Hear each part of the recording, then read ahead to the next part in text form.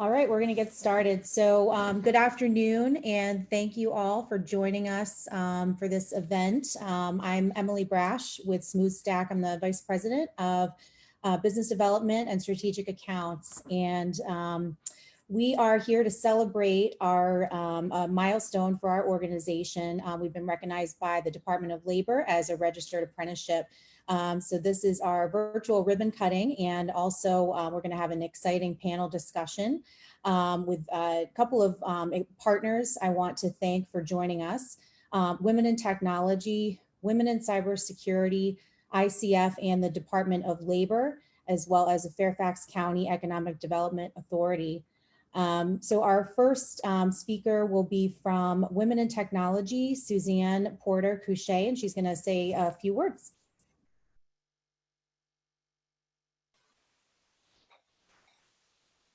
Thank you for that introduction. It is indeed a pleasure to be here, and welcome everybody.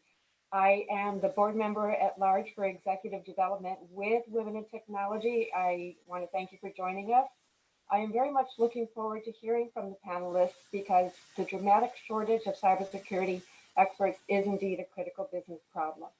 According to research from EMSI, the United States has less than half the cybersecurity candidates it needs to keep up with demand. In the DC metro area alone, the demand is over 82,000 cybersecurity experts with an estimated supply of only 42,000. And the challenge is that companies have to compete for this talent, and keeping that talent can be difficult and expensive. But while cybersecurity talent shortage is a major crisis, it also presents an opportunity for companies to grow talent and save jobs while meeting real needs, and for workers to unlock the next level of their careers. But to increase these opportunities, we must remove barriers wherever possible, especially when it comes to experience. The IT apprenticeship program from Smoothstack is designed to do just that. Women in Technology is proud to co-sponsor today's event with our partner Smoothstack. The mission of Women in Technology is to advance women from the classroom to the boardroom. WIT meets its vision through a variety of leadership development, technology education, networking, and mentoring opportunities for women at all levels of their careers.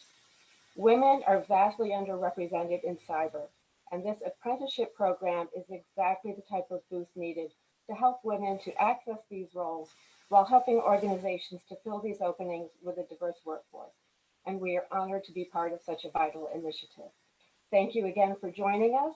And with that, I turn it back over to you, Emily.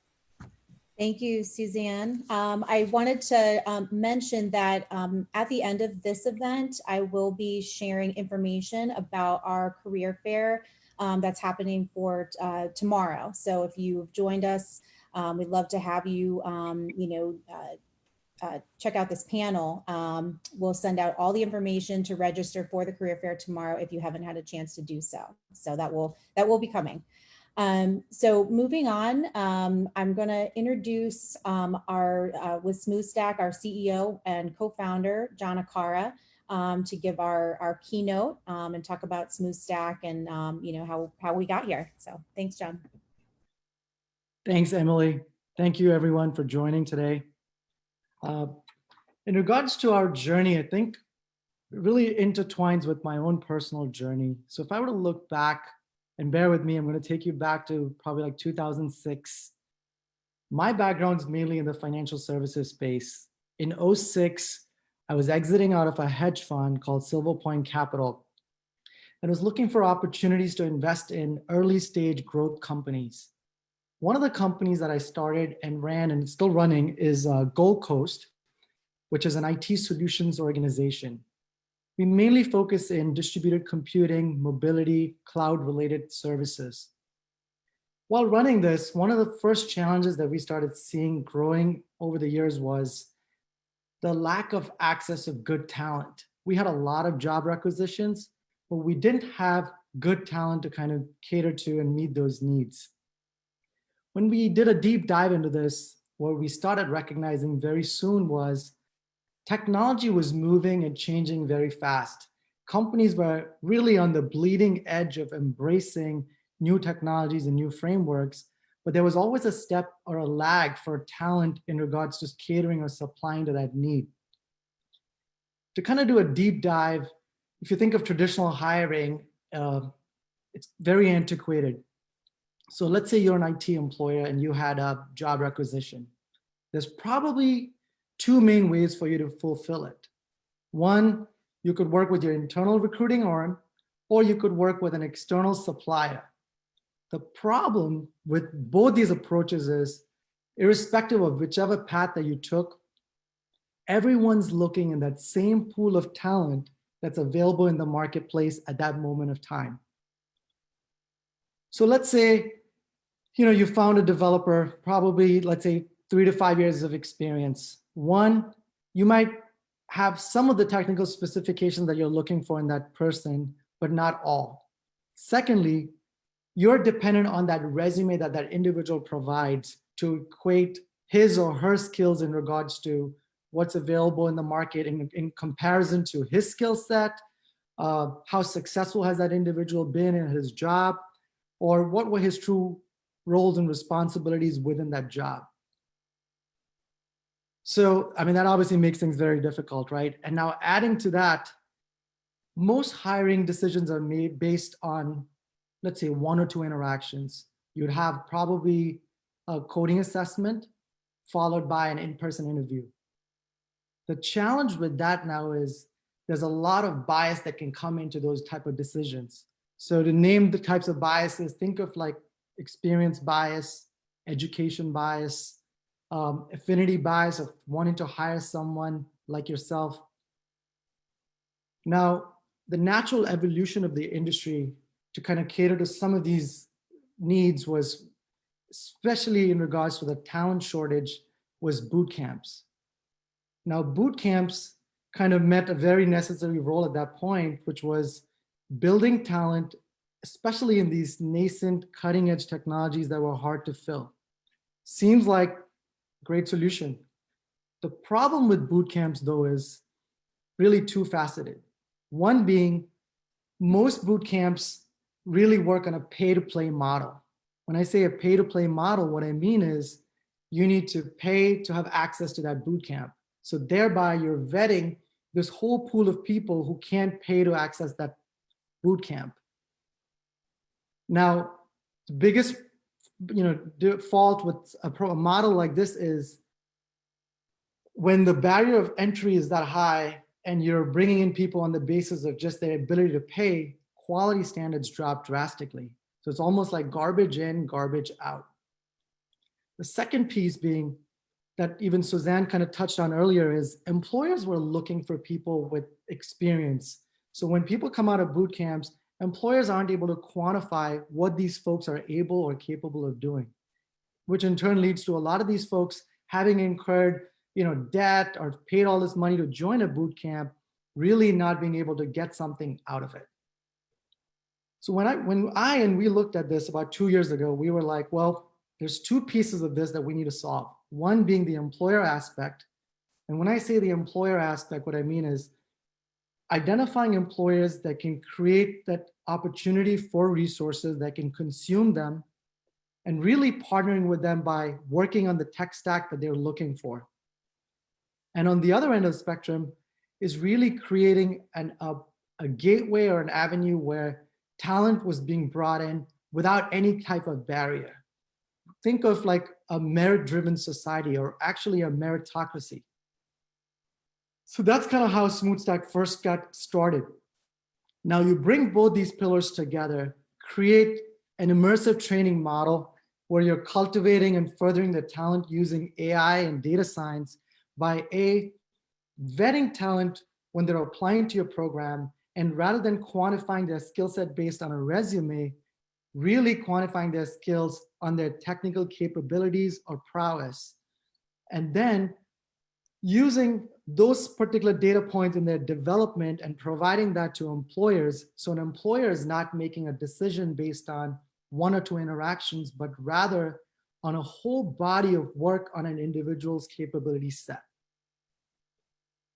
All of this together creates the Smoothstack ecosystem. Now, I'll take this a step further. for us at Smoothstack, social impact was very important and near and dear, especially in the diversity and inclusion space. We wanted to improve representation for women, people that were socially and economically disadvantaged, transitioning military. All of these are very near and dear to me as well, because going back to my personal journey, I came to America when I was 17. I didn't know anyone here. I was very fortunate to be being able to get a college degree. I played D1 tennis, and really a lot of the catalysts that worked out in my life, or the opportunities that came, were because of really a combination of hard work and positive role models that came into my life. I wouldn't be here today if it weren't for all those people in my life. And one of the things that I wanted to do with Smoothstack is really be and create that gateway for individuals that don't have access to opportunities like many others, and identify all those hidden gems out there in this world, and really mitigate and take away any types of impediments in their career path, and create a framework to help them further and pursue their skill sets to the fullest. Now, the next phase in our journey is the apprenticeship. We're very excited to actually have been given this certification. And when I think of an apprenticeship, I don't think of an apprenticeship as a traditional apprenticeship that a lot of people think of. And what do I mean by that? What I mean is, a traditional apprenticeship, you associate that with being underpaid and really doing entry-level work. Ours at Smoothstack is a modern apprenticeship. And with a modern apprenticeship, what we strive to do is, one, give people market wages for the work that they're doing. Secondly, partner with employers and help and work together in the outcome for these individuals by giving them work and making them work on cutting edge technologies and projects, and really working towards developing and building their skill set. So where the outcome is not really just getting them a job, but actually how they progress and develop over that 2-year period to being future leaders, not just at our organization, but also at our employer partners. So with that being said, I'll pass it back to Emily. Thank you, John. All right, so we are going to get our panel discussion started. So I'd like to introduce our moderator for today, Diane Janosek, who is the president of Women in Cybersecurity, the Mid-Atlantic affiliate. And we've been working with Diane for a couple of months now, really dreaming up how we could partner together and launch this apprenticeship the right way. And Women in Cybersecurity has really been an awesome partner. We've learned so much from them already, and we're thrilled to have Diane in this panel. So I'm going to move it over to Diane, and I will say that throughout the panel discussion, if you have questions, please put them into the chat. Diane will receive the questions, and then she will distribute evenly amongst our panelists to get all of those answered. So thank you, Diane. Great. Thank you, Emily. And hello, everyone. Thank you so much for joining in today. And I really appreciated the comments that John Akera had, as well as Suzanne Porter-Couchet, talking about removing barriers, right? Removing barriers to learning. And this program is really about not lowering the bar, right? It's still maintaining high standards, but really addressing and recognizing the skills that people have and they can bring to the table. So we love the fact that Smoothstack is taking this next step, has gotten the certification by the state of Virginia. This is just amazing, and how forward-leaning they are to really help, develop women and to help really develop our national workforce, right? Just to lower that gap and the number of vacancies that are out there that we heard from Suzanne, especially in the DMV area, is just a tremendous demand for cybersecurity talent. And as John said, we're working for the same pool of people. So I really want to thank Smoothstack for being so creative and being innovative and really partnering with both WeSys and Women in Technology. Really, that's just awesome. So I have a terrific panel that we have coming together.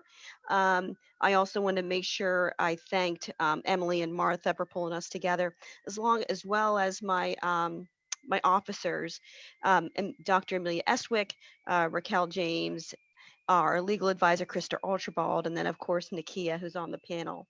So on the panel, there's 4 panel members: Nakia Henderson, Mark Lopker, Martha Loftman, and Michael Batt.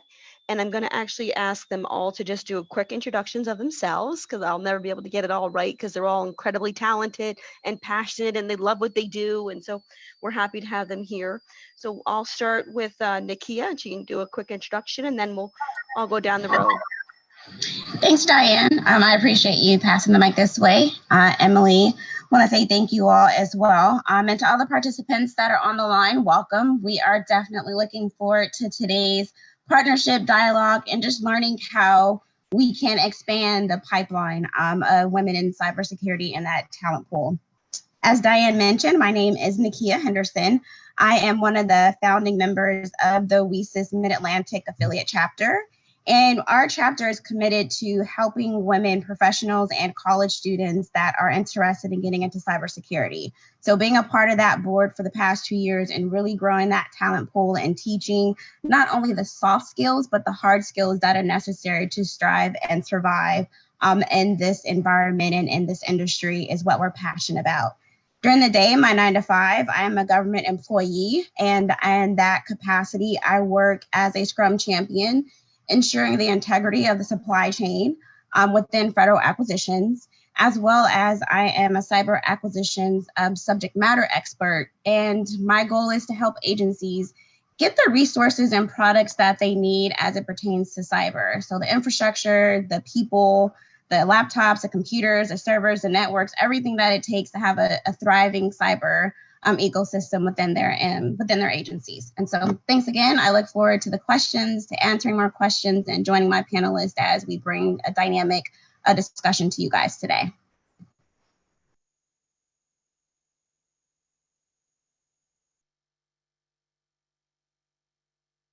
I'm sorry, could you hear me? Thank you, Nakia. I wanted to also now turn it over to my next friend and professional colleague, Mark Lopker. Thank you, Diane. I really appreciate the opportunity, and I'm honored to be on this panel with such a great, wonderful span of knowledge. My background is about 43 years in federal government service. I started with 25 years in the United States Air Force, and my last duty assignment was at NSA. And then NSA made me a great offer, one that I will always cherish, to retire from the Air Force and join the NSA team, which I did as a civilian employee, and spent another 18 years at the National Security Agency. All doing information assurance side of the house, and had the great honor back in the late 90s to be part of the original cadre that formed the the Centers of Academic Excellence that NSA started back in the late 90s, and then were joined by Department of Homeland Security in what we have now over 300 centers of academic excellence. 80 of those are research centers, and we have a few centers that are dedicated to cyber operations. Part of that was getting involved in how do we do K-12 education. And so when I retired, I was asked to come over to the National Cryptologic Museum Foundation and kind of head up their education. And so I'm the director of education right now for the Cyber Center for Education and Innovation.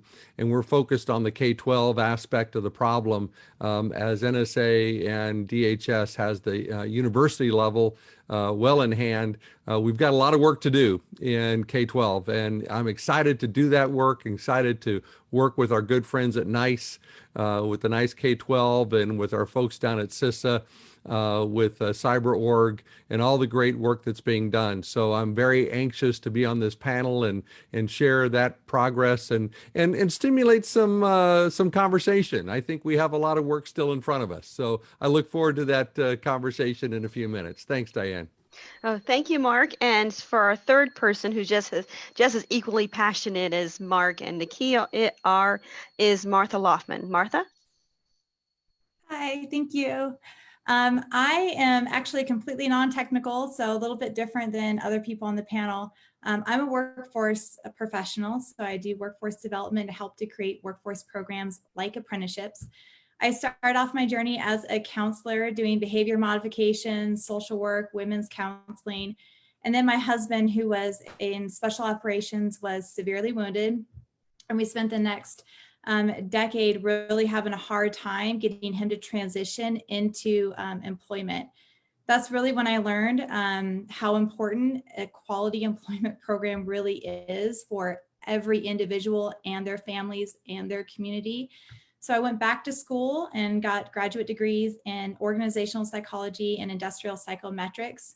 So I could take all the lessons I had learned and start to help build employment programs. And that's what I'm going to do with the rest of my life. I've been working at Smoothstack now for about 3 months. I'm super happy to be on board and to help be promoting this program with Wesis and Diane. And thank you for having me. Thank you, Martha. That's a fabulous story. I didn't think I had heard that about you. That's really fascinating. So thank you for your commitment to helping others and how, their professional journey is so important. Thank you. So our last panelist I'm going to have is Michael Batt introduce himself, and he likewise has a different career path as well. Michael, over to you. Thank you. Thanks, everybody. So Mike Batt, and I have spent 30 years in the technology industry, but most of that was in management across sales, technology sales, and channel management, and the workforce development side of the hiring side.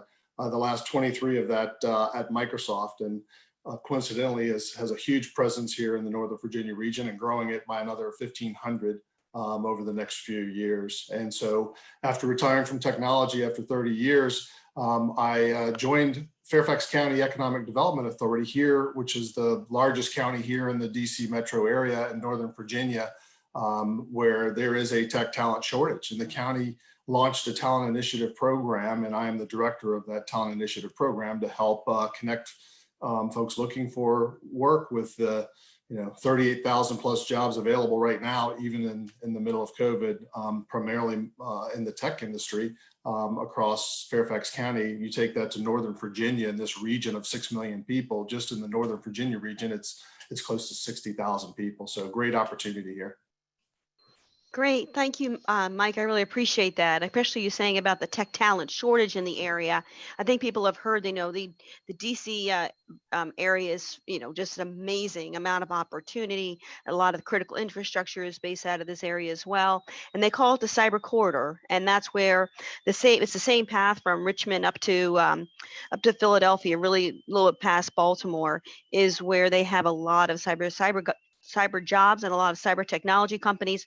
And we really need all hands on deck. So thank you for mentioning that, Mike.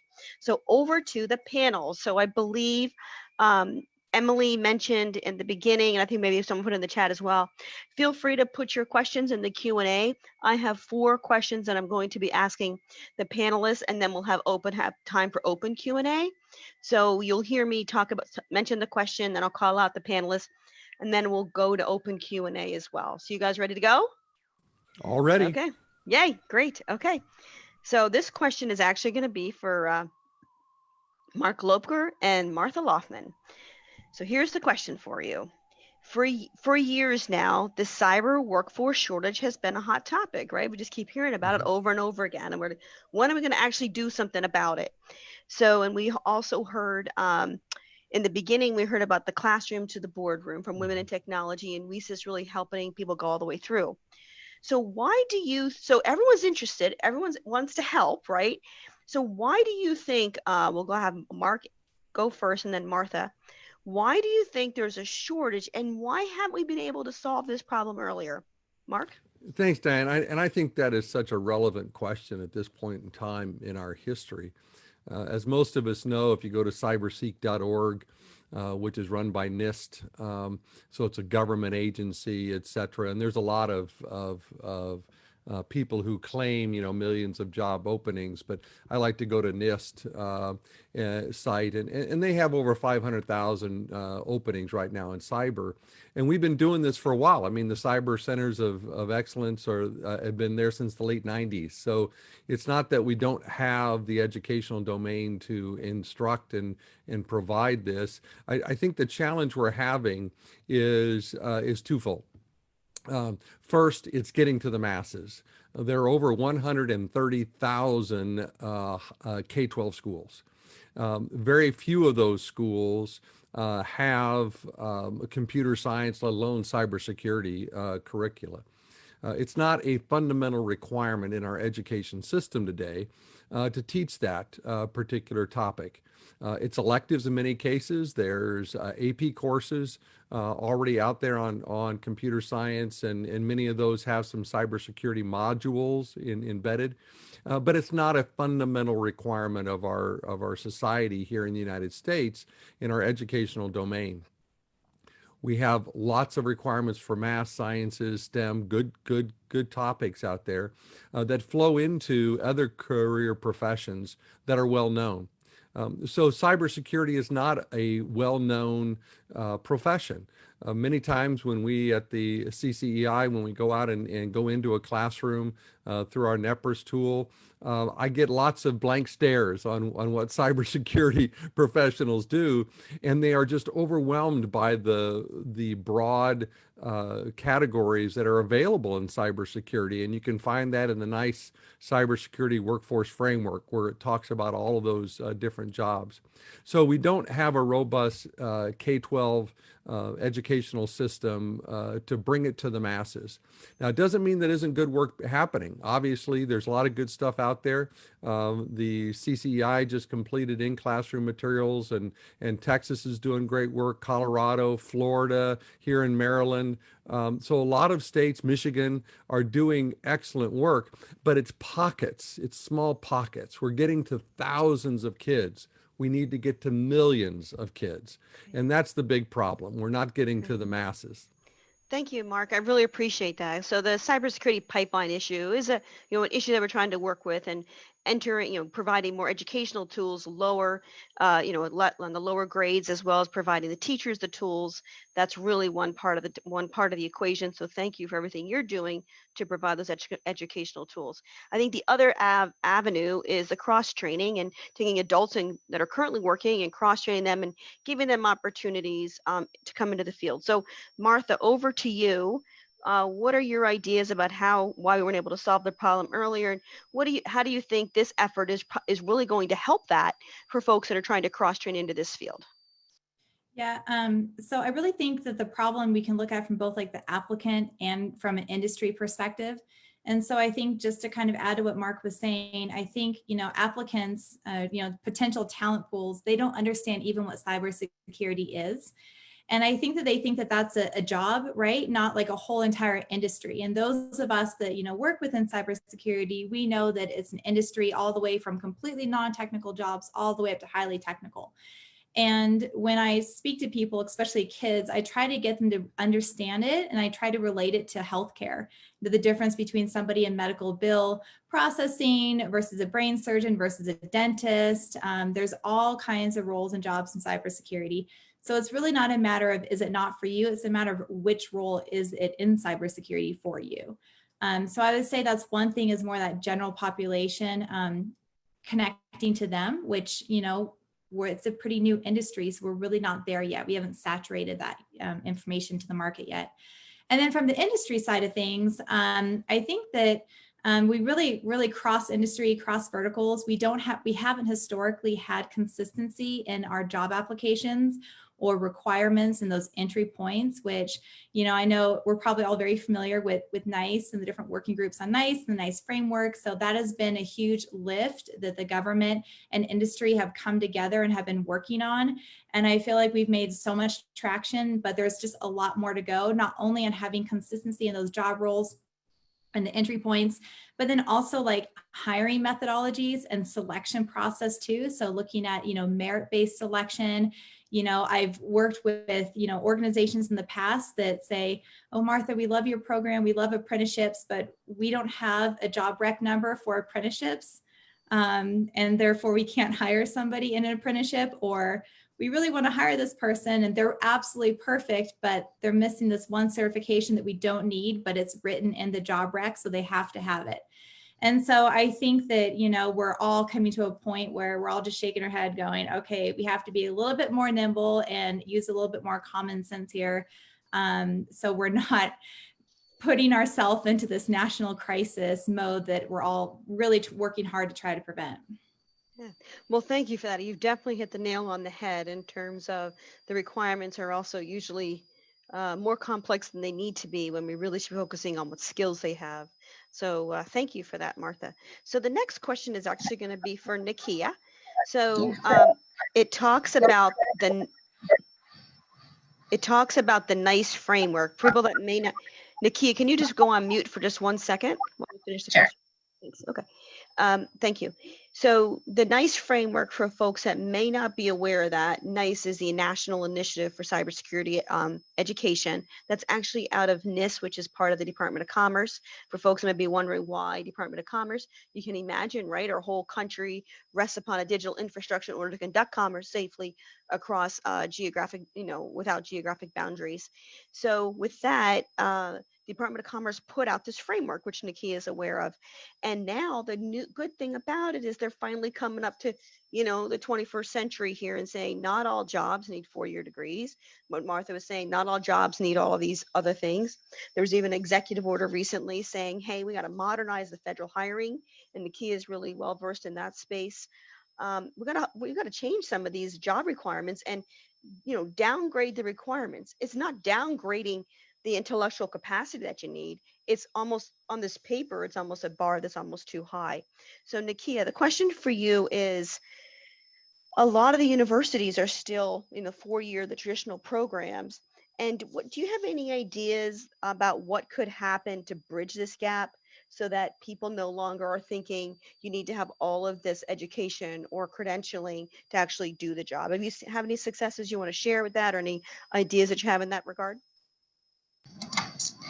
Thanks, Diane. Yes, I think this is a perfect continuation of the first question that we got. And as we can see, definitely in the federal space, as you know, I help a lot in that area, and I can talk to that really well. One of the things I think that the federal government does is they do put a lot of emphasis on those higher level education degrees. And in contrast with the private sector, where they do a lot of emphasis on certifications and job experience. And so one of the things that I think in order to bridge that gap within the federal government and the hiring process is to really start to focus, kind of like what we've been saying, on the skill set of the actual candidate. Not everyone can have the capabilities to get a 4-year degree.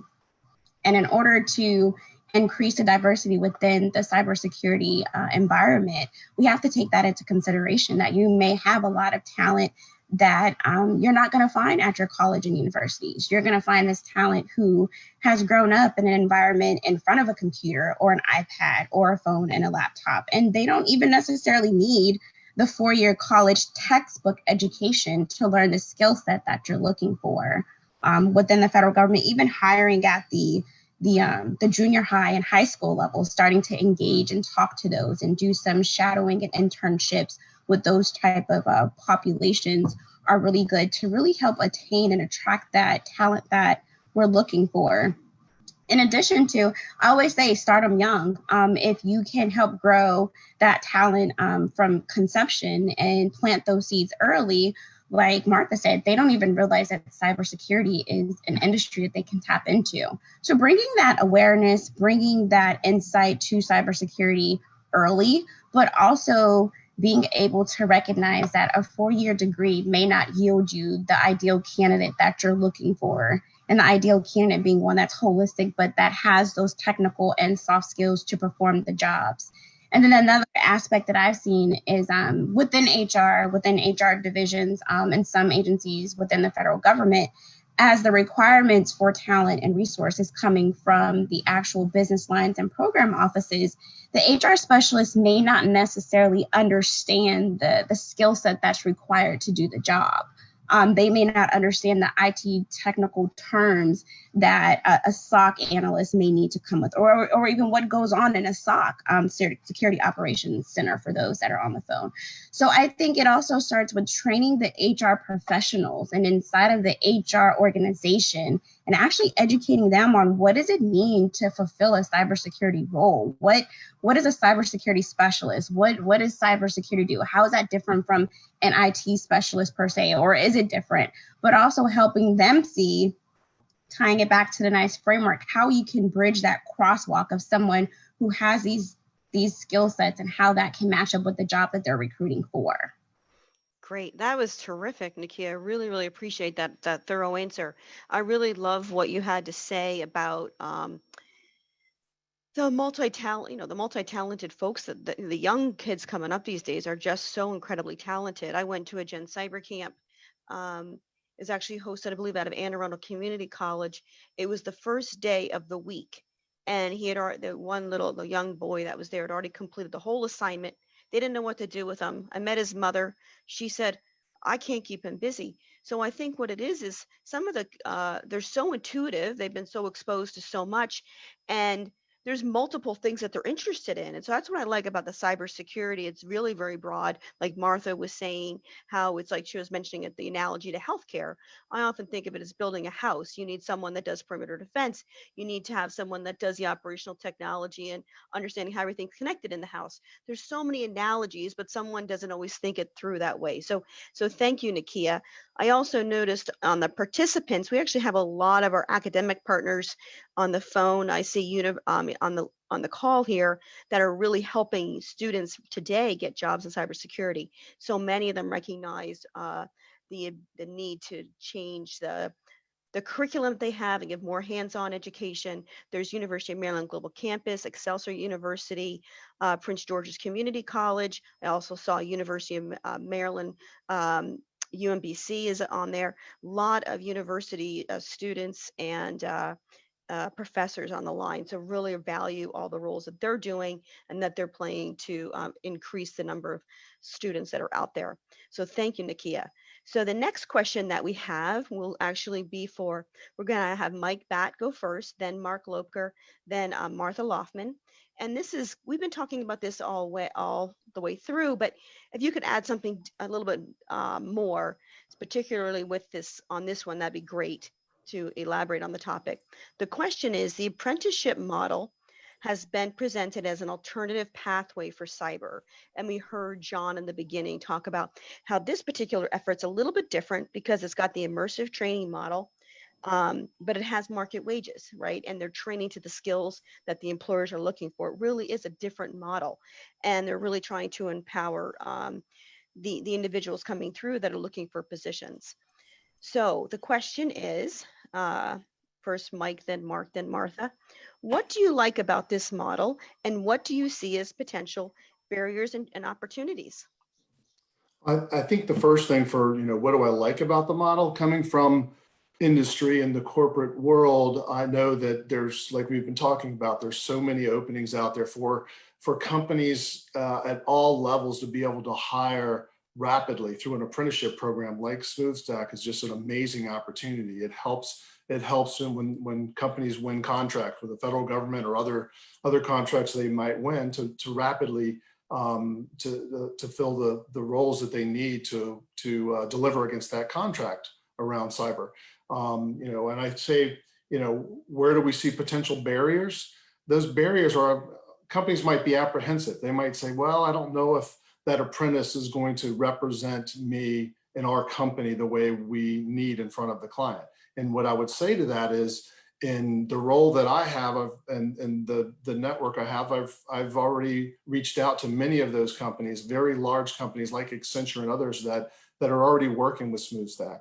And they could not say enough about the program and the outcome from these boot camps, and saying that, once the members finish their camp and they become apprentice, they actually present to some of these companies on particular projects or cases. The engineers from Accenture or other companies will be the ones that receive that are briefed, and they'll try to poke holes at it. And the feedback that I've received is that the apprentices that come out of the Smoothstack program are top notch, and that they're hiring them and they're bringing them on board through the apprentice program. So I'd say that, you know, that potential barrier is quickly overcome when they realize that the caliber is very high.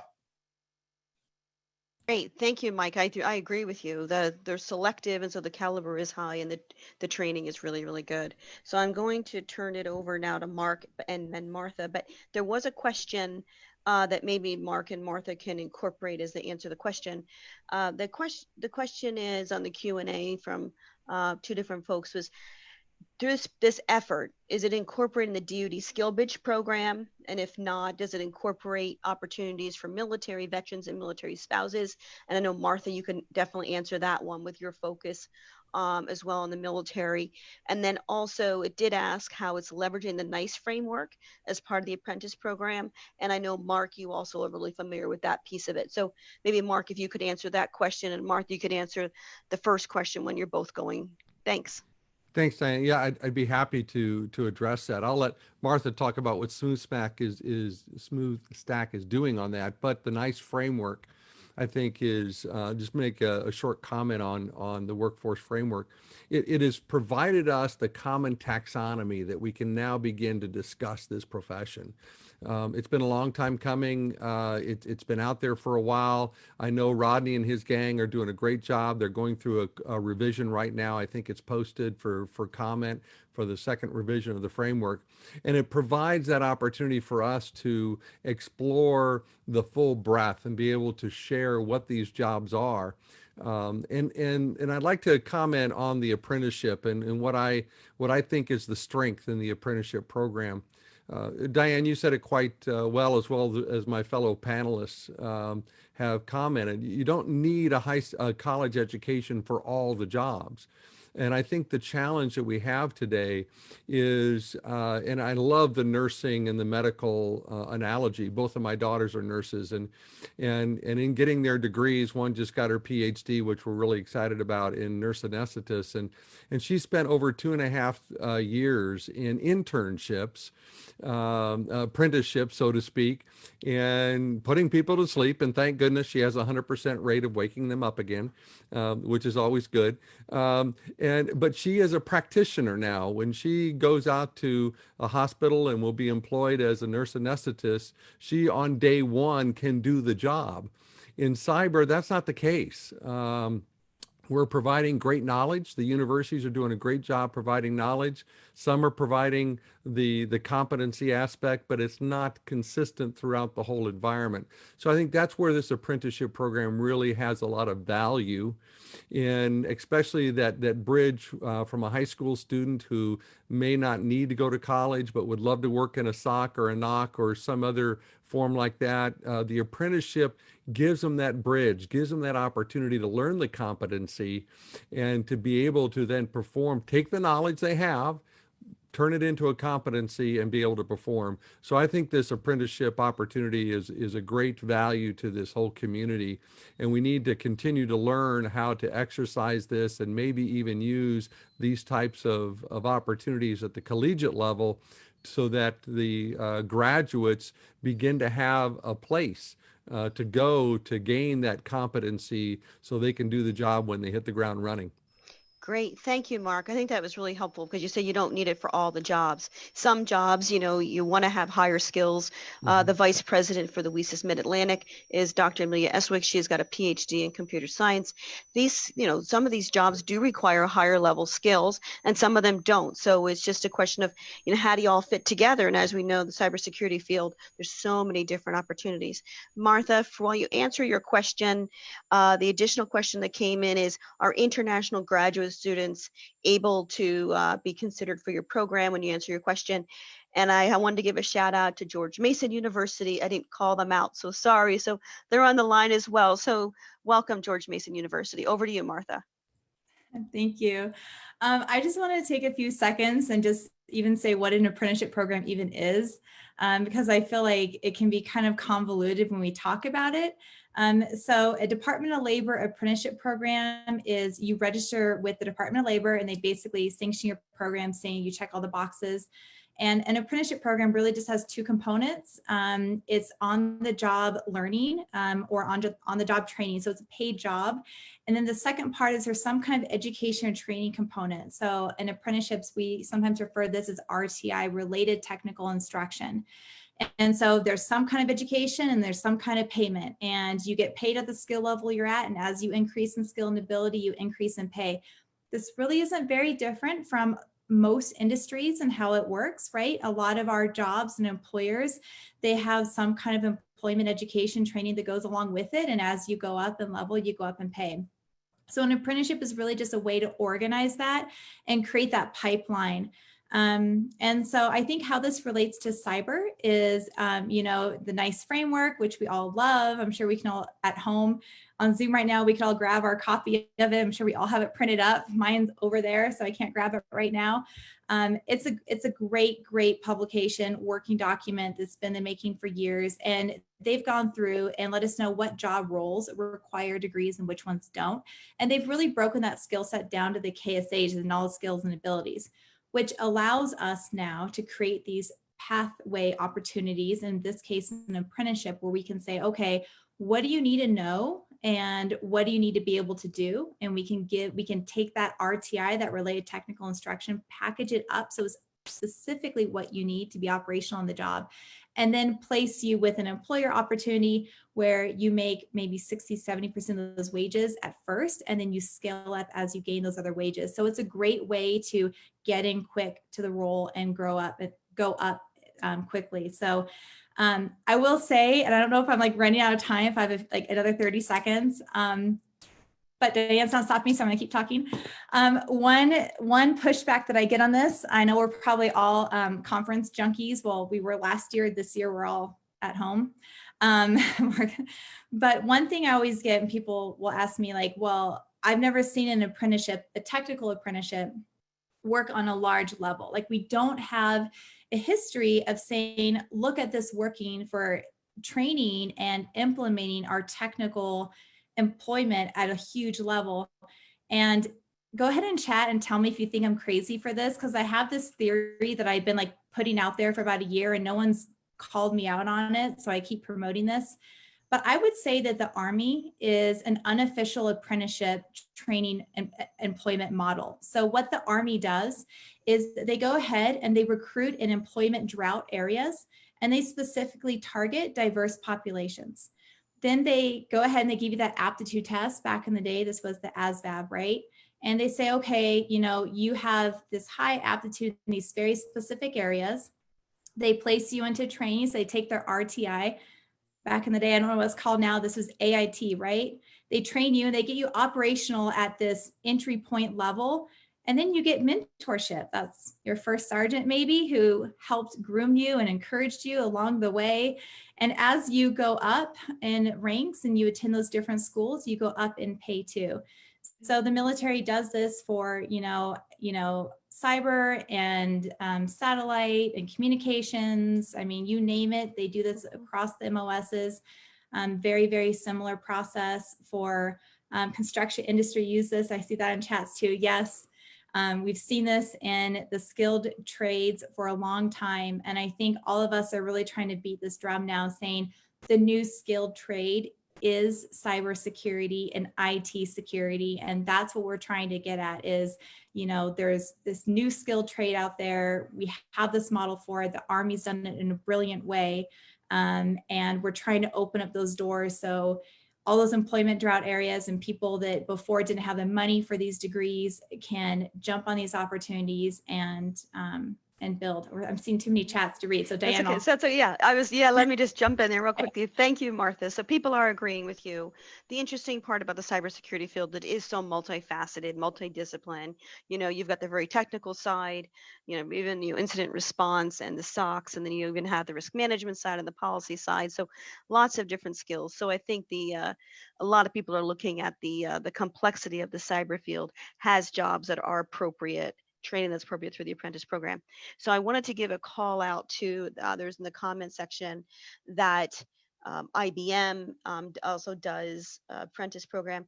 The value that we have with industries that are interested in doing apprentice programs and partnering with brokers and organizations such as Smoothstack to really yield the right workforce and select the workforce for the program is really amazing. The fact that they're looking at different ways of hiring, they're not just going to a college career fair in the spring to pick the top folks off the list, but it's really to diversify who they're getting and looking at all the different skills that they have. So with that, I'm going to go to the next question, and then I'll let Nakia answer some of the questions that are on the one question that's coming in is about the Veterans and Transition Program.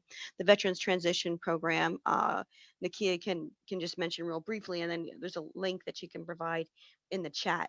So the next question I'm actually going to have is for Nakia and for Mike Batt. The question is also, it's more along the lines of the pipeline. Historically, women have been underrepresented in STEM careers, and we've been seeing that, and the numbers are getting better. And we heard that from the beginning as well from our leader in Women in Technology. So, what can employers do to encourage equal representation within their technical roles in the organization? That was a mouthful of a question. I'm sorry if I butchered that one. What can employers do to encourage women to be in the field and stay in the field and enjoy being there? So I will let Nakia answer it first, and then Mike, you'll be second. Perfect. Thanks, Diane. Do you want me to answer that or answer the question about the vets? Which one do you want me to do first? Because you can do it in any order. Just answer both. Yeah. Okay, so first order, there was a question that came up about the DoD Skill Bridge. I answered that Department of Labor, since we are partnering with them, they do have a veterans transition program where they help vets coming out of the military go into civilian life. I did put a link in the chat, so if you guys are in the chat, you can look at it. Or if you go to Department of Labor Veteran Transition Assistant Program, if you Google that, you can find all the information there.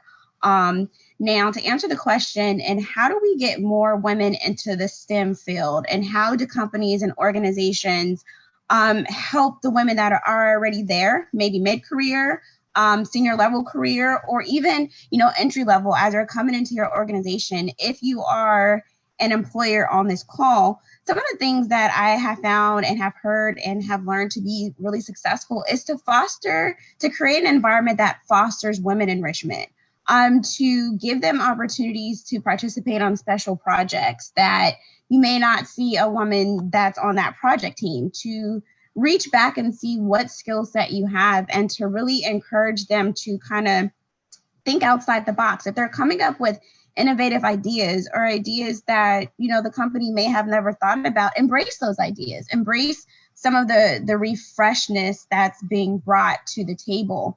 Another thing is, I would say, is consistent recruitment. Women want to have trust in the recruitment and retention process that organizations and companies have. So as you're recruiting, and, this gets into kind of gender pay and what, some of their male counterparts may get, show equality in that process, show fairness in that process, to let them know that they're just as valued as their male counterparts. Additionally, I think encouraging them to volunteer outside of the organization, or bringing in tech talk leaders, or tech talk or industry leaders that can come in and actually have brown bag sessions to talk about industry trends, to talk about what's going on in the cybersecurity environment. What do they see? And encouraging them to seek certifications, pay for their certifications, because you have to understand sometimes, women are faced with balancing work life. They're faced with balancing not only pursuing a career, pursuing an education, and children and kids and daycare and things like that. So allowing them to have that flexible work schedule and know that, hey, the job is getting done, and the skill, the personnel and the candidate that you have working for you, if they're happy, if they have a happy work-life balance, if they know that their senior leadership is investing in them, they are definitely going to invest in you, and your return on investment is going to be a lot higher than trying to stifle that person who is definitely trying to broaden themselves. Okay, great. Thank you, Nakia. I really appreciate that. So, Mike, if you could just jump on to that one. Take it from Sure. there. Just to add on to what Nakia was noting, I think for me, coming from a large corporation, Microsoft, and the network of partners and organizations that I work with, some best practices that I've seen. Microsoft, for example, had women in technology. They had a really strong networking group and help with mentoring. They had a national conference on Seattle every year, so it was a great way to help networking and help women continue to grow their careers at Microsoft. My last two direct managers were VP levels, females at Microsoft. So great opportunities there. I'd say also another opportunity or another area would be to ensure that if you're participating in career events, that you're partnering with organizations like Women in Technology to make sure that that you are encouraging candidates that come from organizations like that. And then lastly, and again, me working for a large corporation as a hiring manager, make sure that if you're a talent manager or hiring manager, that there's a requirement for a diverse pool of candidates before decisions are made. I think those are some real key areas to help just continue to grow women in cyber and technology. Thank you, Mike. That I really agree with you. That was a terrific answer. Especially, the open-mindedness and the encouraging is really important. For those I didn't mention in the beginning, the mission of Women in Cybersecurity, the national organization, for folks that are just aware of it, because I think that sense of community is actually really important in the cybersecurity field, because so much of it is technical. It's nice to have an interpersonal relationship with others as well, even if you're on your keyboard a lot. So WESIS is a nonprofit membership organization with international reach that bring together women from academia, industry, government, and research. And they share knowledge, and they also provide mentoring and networking and just career development to others. So I actually noticed on the attendees list, there's lots of folks from the Women in Cybersecurity Mid-Atlantic affiliate. And some of the ladies asked a question that I'm going to give to Martha. They wanted to know, they mentor, some students, they mentor other professionals. What can they share about what your requirements are that you're looking for to get the word out? Yeah, so in general, all of our tech apprenticeships are completely merit-based. So there's no degree requirement, there's no past work requirement. We do aptitude testing, make sure you have an aptitude in that specific area. And then we front load our RTI and place you with an employer and in a mentorship program. Cybersecurity does have a little bit more requirements to it than our other tech programs. That's simply because we're trying to step back a little bit. There's traditionally been more requirements in industry and cyber. And so we do require 2 years of something, right? So that could be just self-study, project work, certifications, education, training, volunteer work. It doesn't matter. We just want to see that you have some kind of baseline and interest and have been, trying to chip away, engaged in this for 2 years. And then we do require a Net Plus and Security Plus. So those are both CompTIA certifications, and we can help you, send you information on where to get that and how to get that. There's lots of funding available through WIOA. You can contact your local workforce agency for vouchers if you qualify. Military has fundings. There's all kinds of ways to get assistance with that. So if you have your entry-level certification and 2 years of something, then we'd have an interview process, and then we put you in our program. So our training program is our front-loaded RTIs anywhere from a few weeks to a couple months. It just depends on walking you through all the different competency areas you need to be placed with our employer clients and make sure that you have all of those done. So we walk you through that. And then you are in a 2-year apprenticeship, the on-the-job training portion. And the first year it's $55,000 plus full benefits. And the second year it's $65,000 plus full benefits. And projected earnings at the end of this is $115 plus full benefits. Someone did ask about SkillBridge earlier, so I will say if you are in the military and you have access to GI Bill, you can access your GI Bill to supplement your income for apprenticeship. So you can get, I've heard $30,000, give or take, depending on, what you have available to you to supplement your wages for a registered apprenticeship. So if that's of interest, Okay, yeah, thank you. I really appreciate you adding that clarity, because I think that was a lot of the questions about kind of how you're structured. So since we have the Suzanne from the Women in Technology on the line, what is your tech? You said you have a tech program, which is a little bit less in terms of needing the Security Plus and the Net Plus. Is there anything else in the general tech program you wanted to mention while you had the floor? We don't have a general.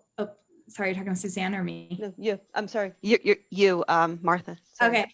Yeah, it's not a general tech program. So we have, Microsoft Dynamics and Java, and we have other, very specific, IT and tech programs for apprenticeships that are available. So we have a webinar tomorrow that I know Emily is going to put a link to at the end of this. And you can also, email us at jobs@smoothstack.com. Or go to our website to get all the information, all the different apprenticeship opportunities that we have. And then we can give you specific information on each one of them. Okay, thank you, Martha. I really appreciate that. I didn't see any other questions in the chat, but I do have a couple of other ones that had come in previously. First, I wanted to turn it over to Mike Batt. Just talk about his talent site. I would love for you to take a minute to talk about your talent initiative, Mike.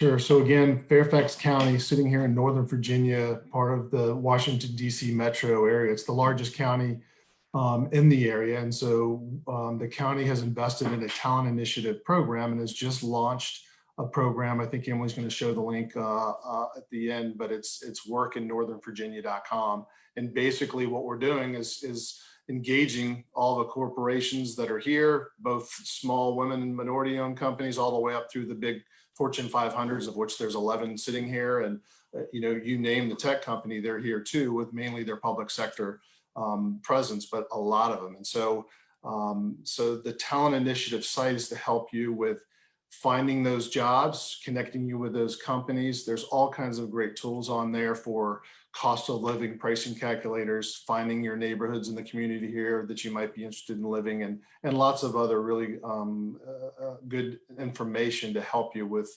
what's going on here across the Northern Virginia region. Thank you, Mike. I appreciate that. I have a couple of other Q&As that have just come in. I would like, if it's okay, to have Emily, if she is there, answer this next question. One of the questions that was about the geographic location. Can they come from other geographic areas? Are they going to primarily be in Virginia? And is the training virtual or not virtual? And kind of how does your process work for? There's a couple of logistics questions, and how soon do they start? And then I'll go into some of the other general questions as well after we give Emily a chance to talk. Thanks. Sure. Now I'm thinking we should have combined this with our career fair tomorrow, because we will answer many of those questions on that event as well.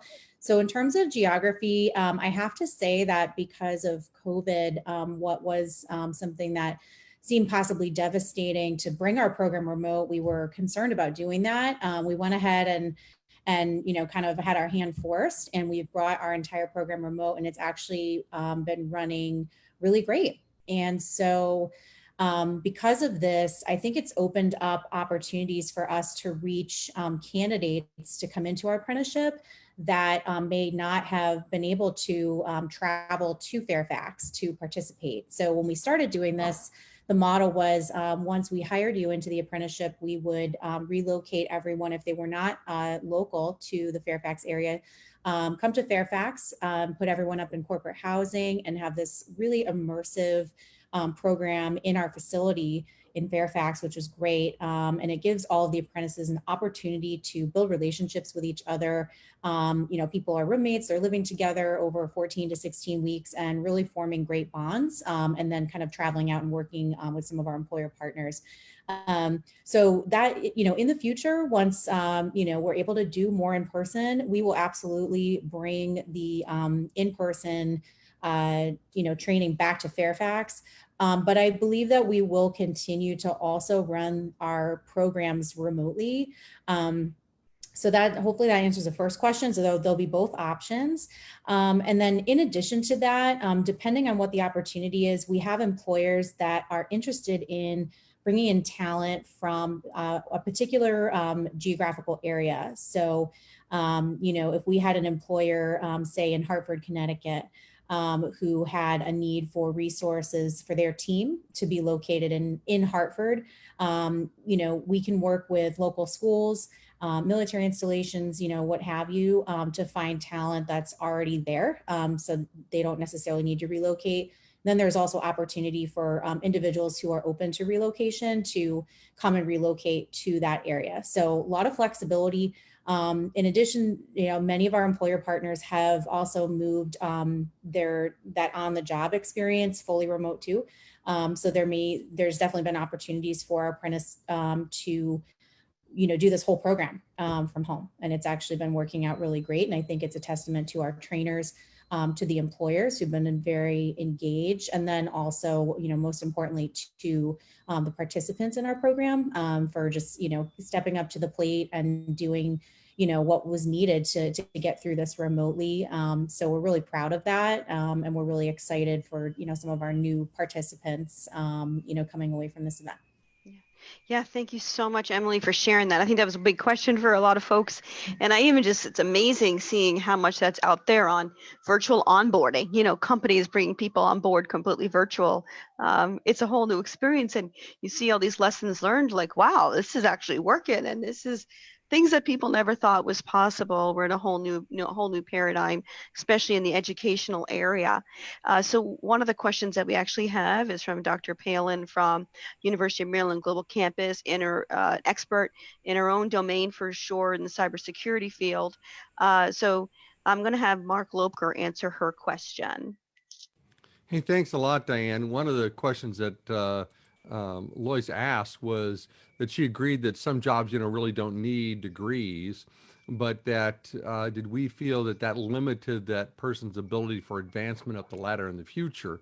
And I really appreciate that question from my colleague, and I'll brag a little bit on University of Maryland Global Campus, because they are our strategic partner at the Cyber Center for Education and Innovation, and so we really appreciate the great work with University of Maryland Global Campus, and they are well positioned in this environment as being one of the first universities to do virtual training and to provide cyber education, especially to those adults that are transitioning, et cetera.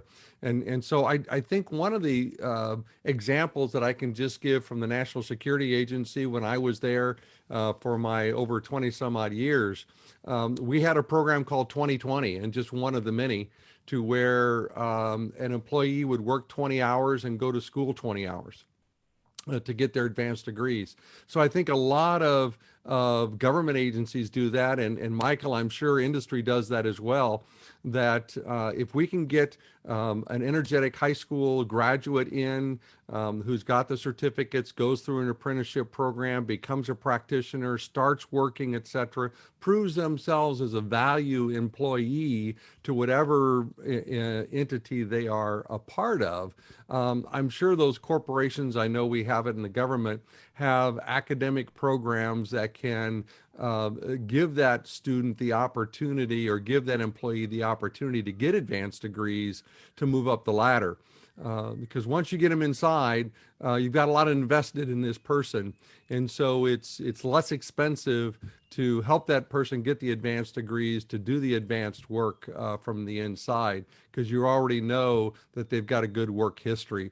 So I don't think starting right out as a high school graduate, getting your certificates, getting an apprenticeship, starting to work holds you back at all.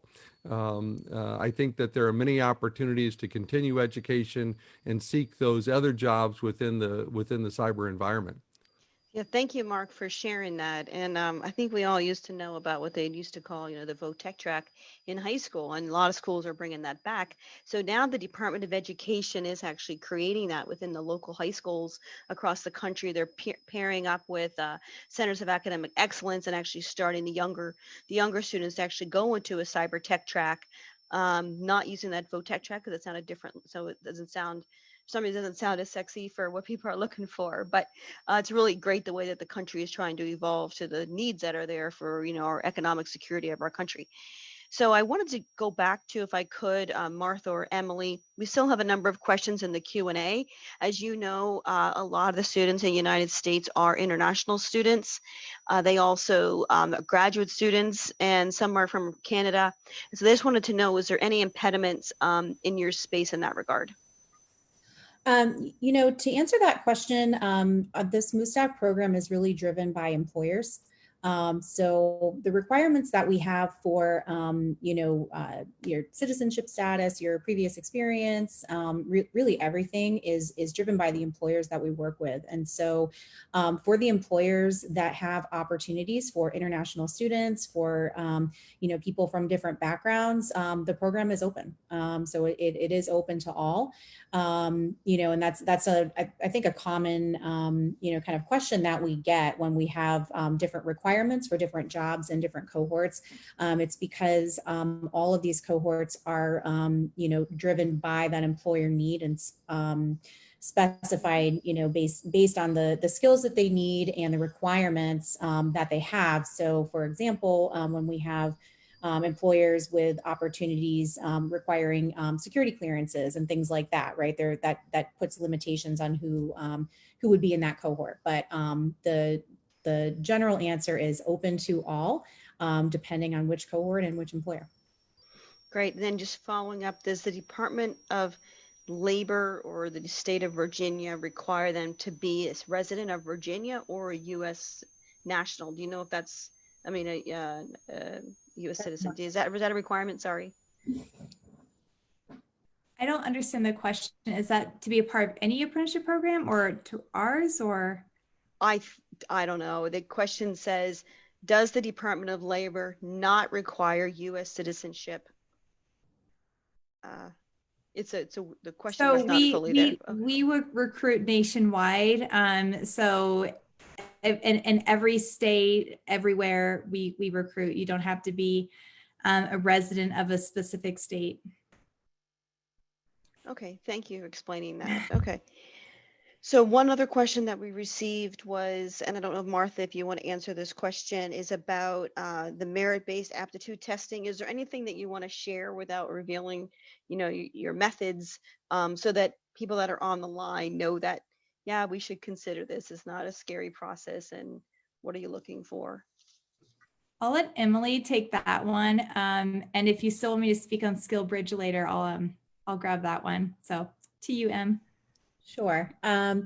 So I'm definitely not a resident expert on cyber. That's why I was like eyeing Martha in terms of our entrance into our cyber program.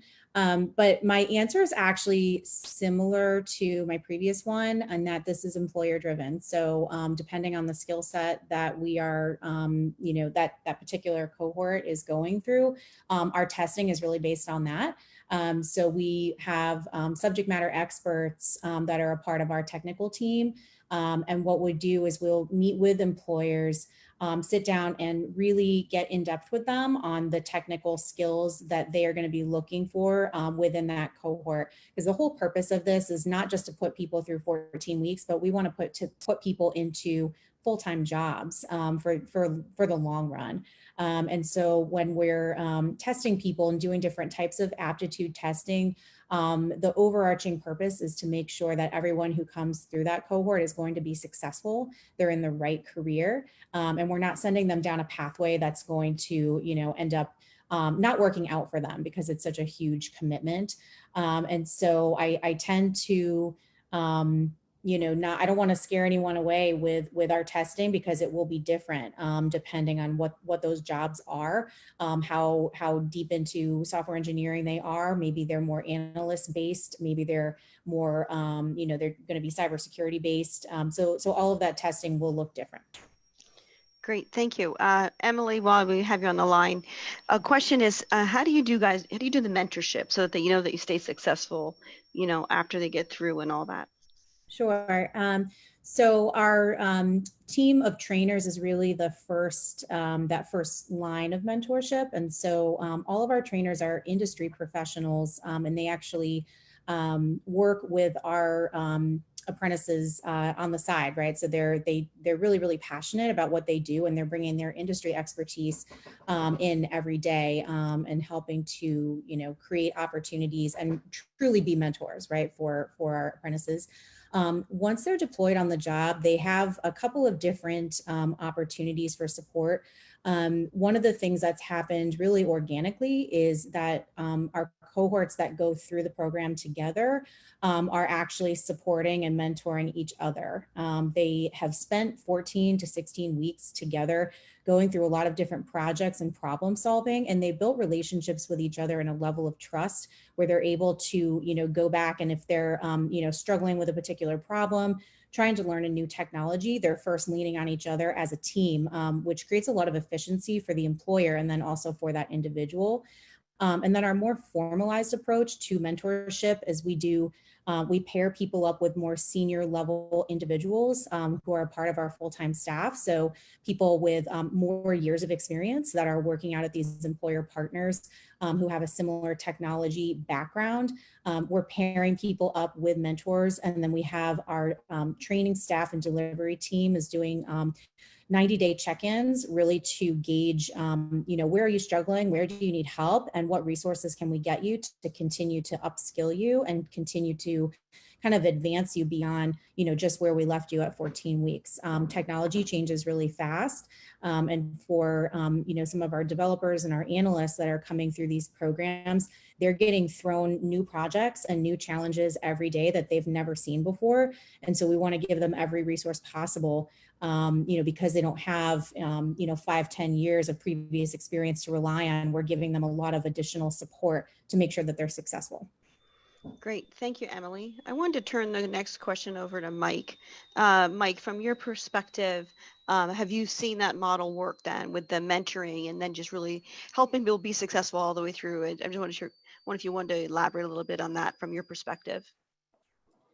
Yeah, absolutely. I mean, from my experience across multiple companies and organizations, the mentorship programs work great. I know we have a lot of folks, I'm seeing the questions around military and transitioning out of military, for example.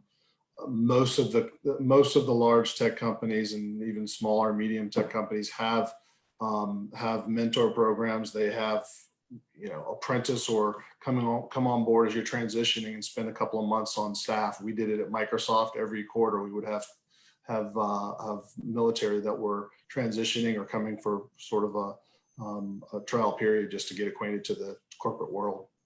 Great. Yeah, thanks for that. It's always nice to be part of something.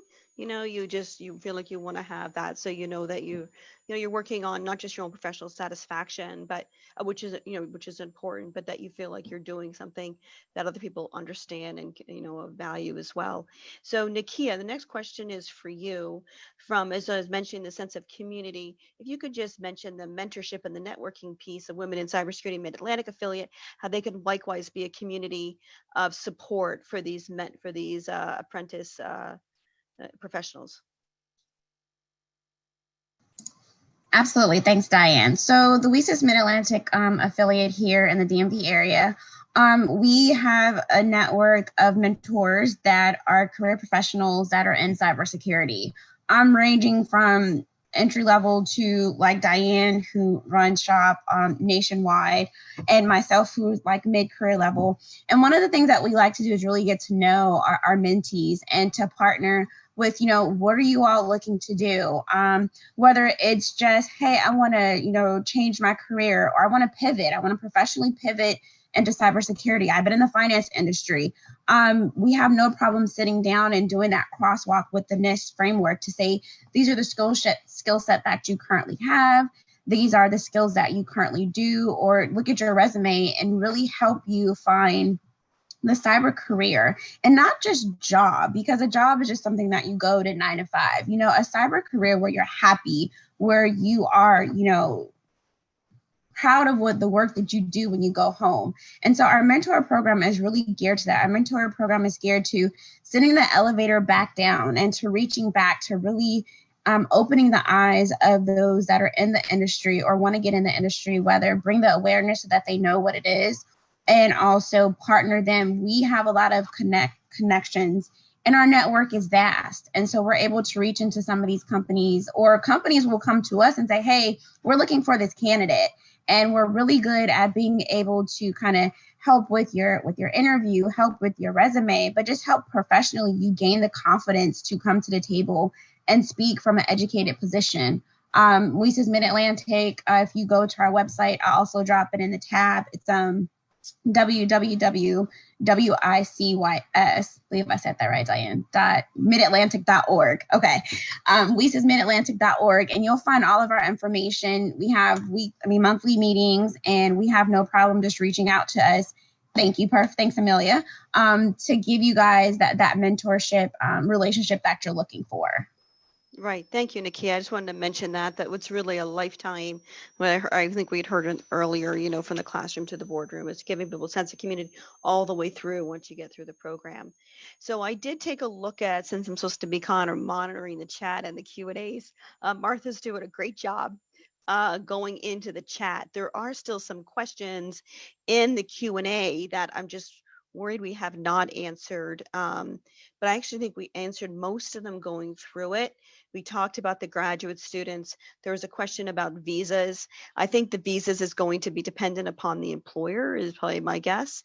And then there was a couple of other questions about, technical. Did you see the last question, Martha, on the Q&A about the technical aspect of it? Did you want to answer that one? I can. It sounds like someone's interested in governance, risk, and compliance. That's awesome. I don't know who you are. The answer to that is we are a technical program. So we are focusing on all technical roles for our apprenticeship program. However, like Emily said, we're very employer centric. And so what happens with our program is we get a client of ours, an employer comes to us and says, I want 10 people with these very specific skill sets. We pull from our talent pool that we have, we train them in those very specific requirements, and then put them on client site. So we never know when you might get someone that says, I want somebody in governance, risk, and compliance, or cyber strategy, or, these different roles. I want a hunt analyst. It's hard to say that we don't have that, but we also predominantly focus on that entry mid-level technical role. And I feel like I just said entry level and everyone's cyber saying, but Martha, there's no such thing as entry level in cyber. So call me on. That's all right. I think we heard in the very beginning, from your CEO saying how this hiring process is kind of broken, but you guys are trying to fix it, and the clarity in the requirements is really, really hard to achieve. But you guys are working on it, and we're trying to get there. I noticed that we've actually answered most of the questions. Emily, I'm wondering if it's a good time for you now because most of them now are actually getting really specific. That's probably better for your session tomorrow. And if you want to give the information about your session tomorrow, and then kind of wrap up. Yeah, that'd be great. Lizzie, if you could throw up that slide that has the information for tomorrow, that would be great. Okay, so tomorrow, 1 p.m. Eastern, we are having a career fair. for, it sounds like a good population of the folks that have joined our call today are interested, which is very exciting. So after this presentation, an email will go out to everyone with the information that's in this slide and the link to register for the event tomorrow. And we'll have our team of recruiters available to answer all of these questions. One of the great things about our recruiting team is they take a very individual approach. So if you're somebody that's interested and you have a lot of very specific questions related to your own personal experience or your personal situation, our recruiters are available to do one-on-one sessions with you and talk through all of the options and, you know, really get to the point where we can figure out if this program is right for you at this time or something that, you know, you may want to pursue in the future. So we'll absolutely have all of those individuals available tomorrow at that event. Emily, I Yeah. want to make sure that that is accurate. Don't forget to check out www.workingnorthernvirginia.com. It is supposed to be working without a G. Oh, yes, we will fix that. Oh, I just want to make sure, is it? Well, no, if you it's correct. Work. Oh, it is. Okay. Workinnorthernvirginia.com. That's the correct one. Oh, work in. Okay, great. I just want to make sure that when people are writing it down, they're writing it down the right way. Okay, so workinnorthernvirginia.com. Perfect. Yes. Sorry about that. If you are an employer or any sort of a workforce partner interested in talking about building a partnership with Smoothstack, interested in apprenticeships and how they can work for your organization, I think, you know, there was a lot of great information shared today about the flexibility of our program, how customizable it is, and we really put our employer needs at the forefront. So if you are someone interested in discussing how that all can work and what kinds of opportunities are there, definitely get in touch with me. My email address and phone number is here and will be sent out in the follow-up email. We're also going to send a very brief survey. It's only 3 questions for immediately after this session ends. And we would really appreciate if you would all go onto that survey and answer those 3 questions to help us to really gauge areas of interest for future webinars and events that we're going to be putting on. We want to make sure they're as relevant as possible and topics that everyone wants to hear about. You know, Mike, I'm glad you had a chance to talk about, you know, work in Northern Virginia. We're very excited to have the Northern Virginia, you know, Economic Development Authority on this call with us today, and Mike and all his support of Smoothstack and, you know, creating jobs in the state of Virginia, which is what we do. We're a Virginia-based company.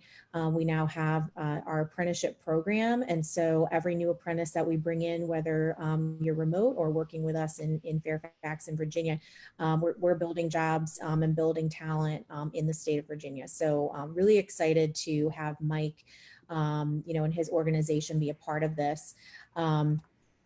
And I think, Mike, you had already gone over this, but Fairfax County Economic Development Authority launched over the last few months, and they're helping to promote the region as a great place to live, work, and play. And their website, which is pretty awesome. We will have that out in the email. I encourage everyone to check it out. There's some really great data and information about the Northern Virginia area and all the great opportunities. So with that, I want to pass it back over to John Akara, our CEO, to close things out. It was, you know, wonderful to have all of you on this. I was so excited to see over 100 people. I've been with Smoothstack since we started the organization, and it's very thrilling to be here, you know, less than 2 years later, to have eclipsed 100 employees and to have, you know, all of you behind us and supporting what we're doing. So thank you all very much. I'll pass it over to John. I'm going to pretty much follow Emily's lead and really thank everyone for being here and for your support, especially the panelists. I really enjoyed the conversation and the discussion today. Looking back, you know, it's been an amazing 2 years. Like, from just an idea that manifested into a mission and a vision. We're now 100+ strong. We had this great talk today. And while the conversation was mainly on our cyber program, We have several other programs, and we're looking to touch as many people as possible.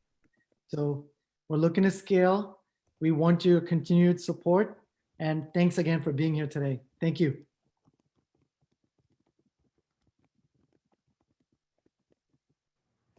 Thank you, everyone. Have a great day. Bye-bye. Bye. So, Thank you so much. bye-bye. Bye, everyone. And thank you. Thank- Bye-bye. Thank you.